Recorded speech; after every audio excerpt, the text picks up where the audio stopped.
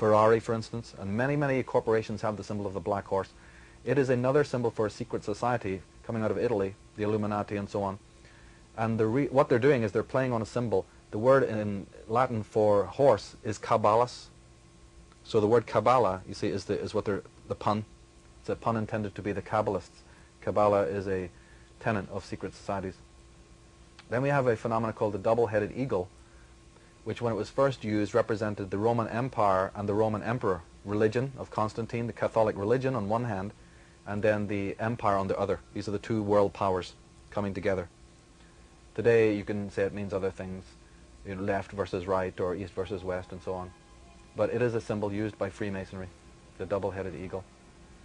And the eagle, again, as I said, is found all over the America as a symbol. Here is the CIA. And then we have it in the moon when the euphemism was that the eagle had landed.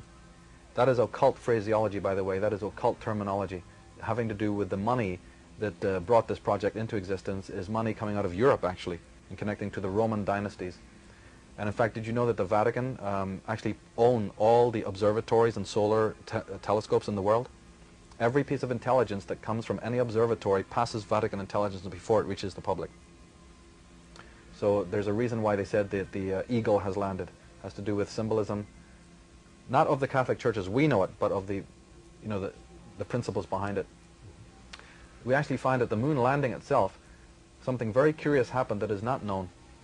It says here from this book that what is not widely known is that alongside the national flag, Buzz Aldrin also carried a Masonic banner.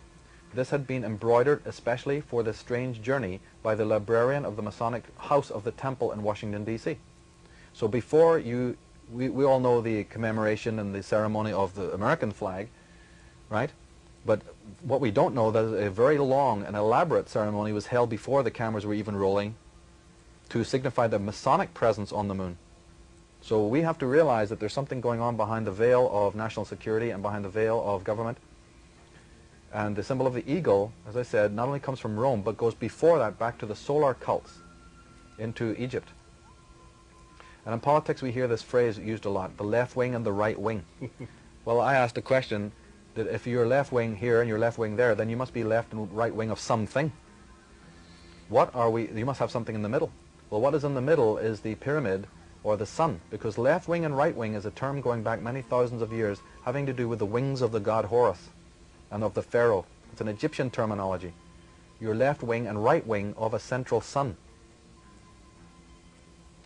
And the double keys are zodiological.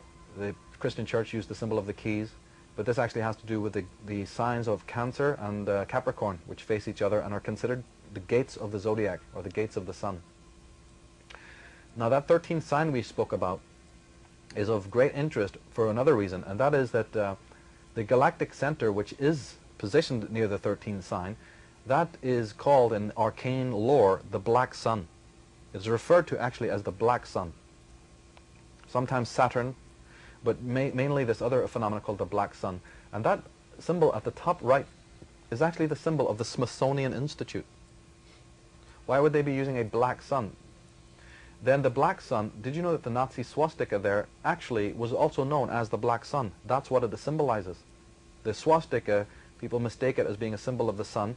I mean, it might pass for that, but actually its occult roots go back to galactic center, that around which everything spirals. I do know that the elite of the SS and the Nazi Party, the intelligent ones, yes, the scientists belong to something called the Black Sun Society. That's absolutely right. Within the SS, and that's where they supposedly developed anti-gravity devices under the Vril Corporation. Oh yes, this money has been in existence from the first centuries AD.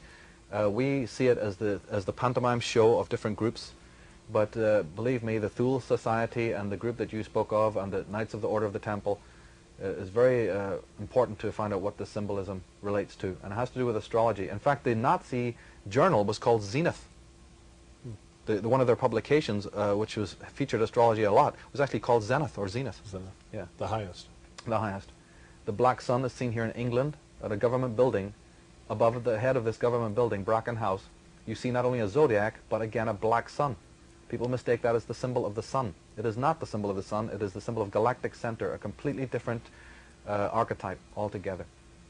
Dena is one of the most important symbols of Freemasonry, and you see this on product logos and on charitable institutions all over the place, is the rose, the symbol of the red rose. That's used an awful lot, coming out of Tudor England, because the Masonic orders of the world, the secret societies, got enormous patronage at the time of the Elizabethan age. And in fact, some people reverse that and say, no, the Elizabethan age, the Tudor dynasty, was actually funded by these secret societies, so you can take your pick. But many of your even American parties, they use the symbol of the elephant, I believe, for one of them. And the ass is used, the donkey, the symbol. Donkey. These are astrological, yeah. These are astrological symbols. The elephant goes back to the Brahmins of India. People have not discovered the connection between the Brahmins of India and we even refer to the rich people in this country as Brahmins. And well, the elephant is a symbol going back to India and to the Brahmin caste. Here's a symbol of the owl, which was originally sacred to the goddess Minerva, and before her to Lilith, an ancient occult symbol of wisdom being used by a super secret order here that all your presidents belong to, called the Bohemian Club. And this is and of course you had owl pharmacies not so far back. Okay. And in corporate logos you'll often see the symbol of the handshake. Just remember, when you see the symbol of the handshake used on TV or in a commercial, it has very important connections going back to Freemasonry, because the symbol of the handshake is of great significance there. And Masons refer to what they do as the craft. They are members of the craft. But then we have products and logos that we pick up every day that seem to bear the same name. We have politicians making what we call mudras, or sacred hand signals, because they belong to these secret societies. This is Bill Clinton making the sign where he raises the Apollo and the Mercury finger to signify to other brethren that of what's going on. I have Sam Giancana and people in the mafia. I have the mayor of New York and many personalities in the media using the same symbol. We just don't have time to show them all today. I noticed that after he was elected. Oh, yeah, sure. Hand symbols have been used. Churchill's V, Prince Charles, the royal family, all your prime ministers use them vehemently. Richard Nixon would use the V shape copiously. And this goes back. This is not something new. As we see George Washington here, that symbol that George Washington is making is the symbol of Baphomet, with the hands that are raised, one hand raised, one hand down, is actually the symbol of an occult god. So let it be known that America is very much steeped in symbolism. The raising of the V has to do with the 33rd degree Freemasonry. Your two fingers were divided into 3 sections, you see. And the 33rd degree has to do with Freemasonry. That's what that symbol originally comes from. And we find the 33 again on the symbol of NATO, or the United Nations. If you count that grid, not only do you have the old laurel leaves of the Roman Empire, because as I said, the Roman Empire is not something dead, it still exists in a mutated form in the New World Order. But if you count the sections of the grid in that encompasses the whole Earth, it has 33 compartments. 4 times 8 plus 1. Right. So the 33 are involved in controlling the structure of the world. Here we have the communist flag, the Soviet flag, and again, very familiar symbol, but not too many people have realized that these are Druidic symbols. The old story that the sickle represents the farmers and the hammer represents the shipyard is not quite the true story here. What you have here is the sickle is the symbol of the Druids, the symbol of the moon, and the silver sickle. The hammer is a specific kind of hammer. That's called a gavel, that is used by Freemasons. And the star is, of course, the occult star. Remember, anytime you see the star, it is taking what it is on to a higher level, to an etheric or magical principle. Pirates, for instance, use the symbol of the skull and the bones. This is another secret fraternity that exists throughout the world. And it's in America, in the Yale University. This lodge is called Lodge 322. And 322 has been long misunderstood. Actually, what it relates to is March 22nd, the first day of the spring equinox. That's good. And here we have John Kennedy speaking about secret fraternities.